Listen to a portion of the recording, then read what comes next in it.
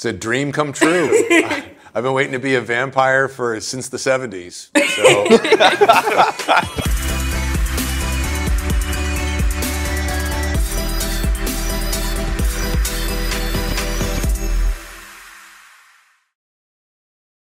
I am so excited to be here with our amazing cast and crew of Interview with the Vampire. It's been a long wait, and I know fans are so excited. Oh, we've got the book, as always. Now, this season, I know we are so excited to see a rock and roll, incredible ride. So I feel like for Mark and Rolin, I got to start with, who were the inspirations that you took from in crafting what the Vampire Lestat's rock star persona would look like? What do you think? Me? It's a question for you. Oh, we're like, well, you know, so we start with something, and then it just transfers into the body. You know, a lot of names, whatever. The one I ended up feeling most close with is Iggy Pop, actually, out of all of them. That was, but you know, there were a lot of those frontmen that we played around with. But as getting into the writing, that seemed to be the thing, the person that kept coming back to me. Lestat shares a lot of similarities in terms of costumes with Iggy Pop. I was going to say, visually, Iggy Pop is very... Yeah, I can see that. Now, I understand, Sam, that you were working with Daniel Hart on the music before you saw the scripts, which I feel like is such an interesting way to get into this rock star character. Yeah. What was it like when you were able to put those pieces together for the first time? Oh, that's a good question. It was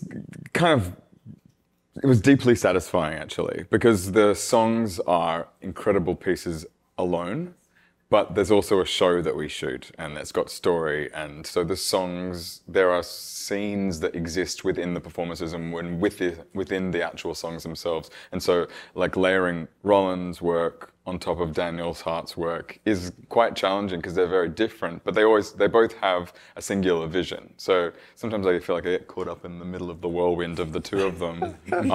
But I think that works perfectly for Lestat. I think he's like all chaos all the time.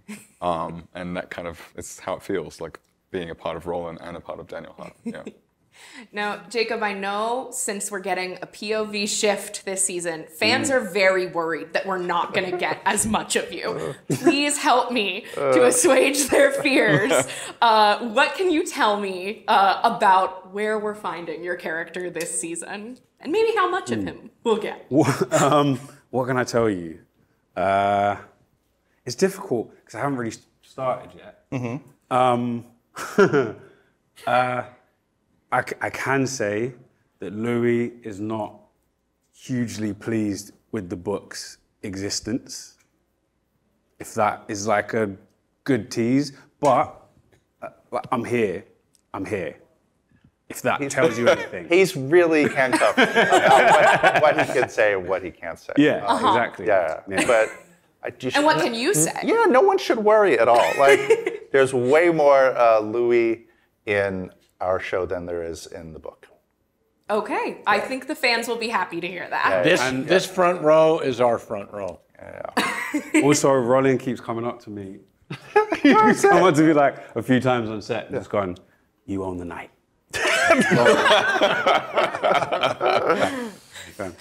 Now, Eric, congratulations. You're now a vampire. How you feeling, first off? It's a dream come true. I've been waiting to be a vampire since the 70s. So, in real life.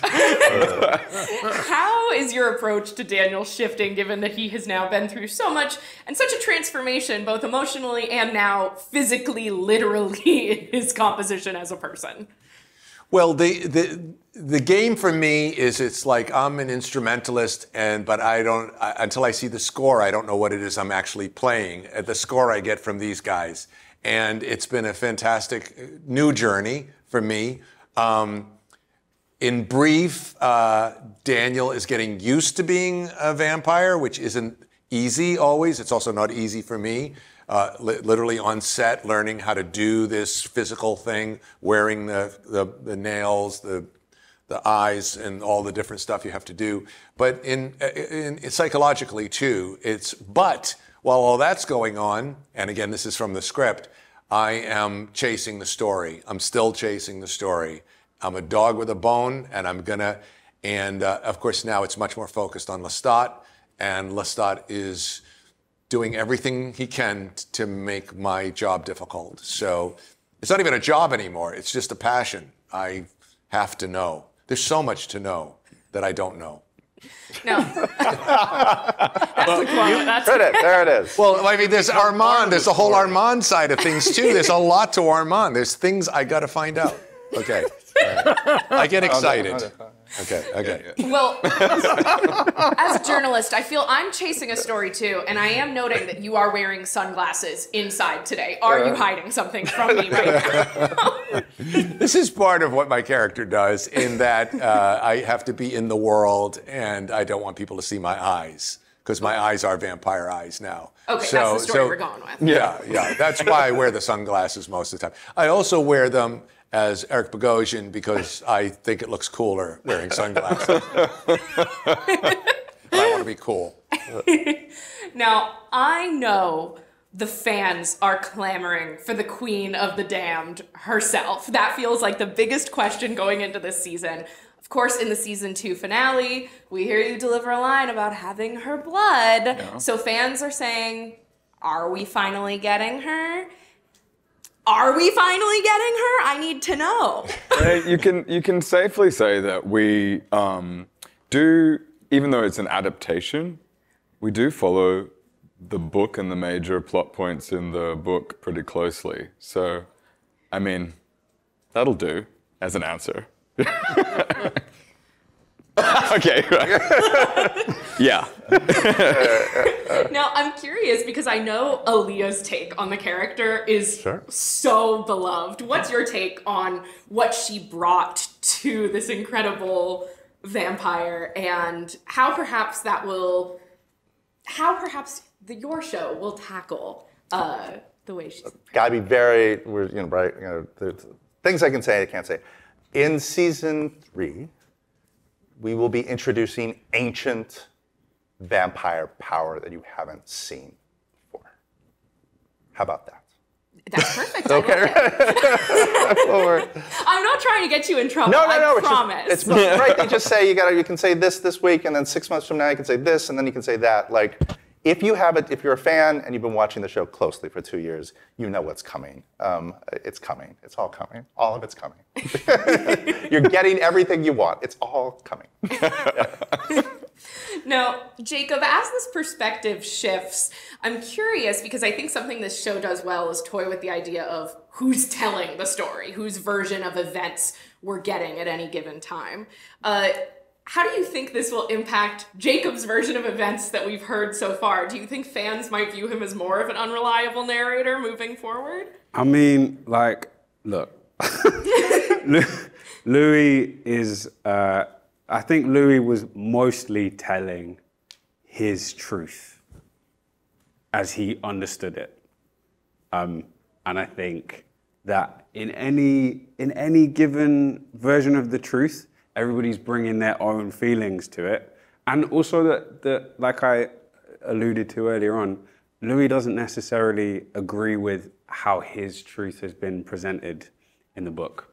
So Jacob is just very excited to see Rockstar Lestat, and have been this whole time. Louis, maybe less so. Well, yeah. Well, it's interesting with this publication of the book. I feel like it raises the question that I've been thinking about going into this season, which is Rockstar Lestat now has this level of fame. And I'm curious how that's going to affect the character, because fame can obviously open a lot of doors, but it can also be very restrictive. Mm-hmm. And I've been thinking, are we going to see him struggle with that this season? Yeah. Yes, you are. Yeah. And I think there's in a variety of ways that perhaps are going to be surprising. We're one thing I think that Rolin does extraordinarily well is ground the vampires in a sense of reality. They're doing absurd things, but it's our job to turn up and make it feel like it's realistic, and we're saying insane things, but we have to ground it in reality. And so I think you might get more of a sense of what it's actually like as opposed to what you think it might be like. Yeah. Oh, that's very artfully said. I think. Now, for all of you, as a fan of this show, I have seen firsthand how especially the queer community has rallied around it. This fan base is just rabid for it. And I'm curious, did you anticipate that it would become so beloved within that community? And what does that mean to you? Yes. Yeah. Yeah. And it means a lot. It means everything. It's what this story is. It's what the show we're making is. Yeah. It's a love story. And yeah. I think we'd be doing something very wrong if it wasn't supported, and we'd be very concerned if it wasn't, as loved as it is by the community. So it's a great relief to all of us. Yeah. I get very choked up about it, and even just coming here and seeing the people that even as we're walking from interview to interview, like waiting to get a picture or something like it. It's very. The whole thing is really was very surprising. And I when we're sitting in the throes of, we're just working really, really hard, and you forget that, and then you come to a place like this, and it's a lot to take in. It's really lovely. It's beautiful. Really beautiful. We knew who we wanted to love it. We didn't count on it. We didn't assume we were going to get it. And when we got the affection back, as everybody here has said, it's incredibly meaningful. Well, and I think that's what a weekend like this is all about. So lastly, what are you most excited about in finally getting to have this moment on stage? Tomorrow's the big panel with all of your fans. I've been to your panel every year that you've done one, and it is always the rowdiest one I go to. These fans are so excited to see you. Yeah. What are you excited to get to show with them, and what does it mean to you to get to connect with them hands-on like that? I tell you one thing I'm excited about. Tomorrow, I don't know if we can, but you're going to see a little tease of the show. And we actually have not been shooting very long. And it's kind of astonishing to see how much variety and how crazy the season is when we really have been shooting just under a month. About a month. I feel like we just started. Yeah, so it's like, I think that's something to keep in mind when you watch the stuff tomorrow. Like it's... Yeah, we're showing not even all the bits from like the first fifth of what we're shooting, because there was a cutoff date, but we were literally, anything we had shot the day before was jamming it into. This is really one of these things that we sort of really pulled out together. You're seeing you're getting cast announcements tomorrow, and you're getting a little taste of Daniel Hart's music. There's a lot. There's a poo-poo platter coming your way tomorrow. I've never understood, maybe it's because I'm British. I've never understood poo-poo platter. I've never heard it in my life. It's nothing to do with poo. It sounds like the most disgusting. Literally, it sounds like a flat They're both offended. Yeah, it's just. I mean, it's just. Sorry, that was like an intrusive thought. Just. I had no idea what you were saying. We were talking I've about never heard of a poo-poo platter before. A little bit of this, a little bit of that, a little bit. Smorgasbord. Yeah, smorgasbord. Yeah, like an appetizer sampler. Appetizer sampler. That's like that's my very American. Like I eat at Chili's. That's like what do you like a seltzer, like apple spelt seltzer? Isn't that an American? Apple cider? No, seltzer. Like what's an April seltzer? It's like an American thing. It's like fizzy water. Isn't it astonishing that this group of people can even just get to the car afterwards? Much less put together a television show. Well, I wish you all luck on your panel with all of the apple seltzer and poo-poo platters that you could hope for. So thank you so much for chatting. Thank you. Thank you. Thank you. Thank you.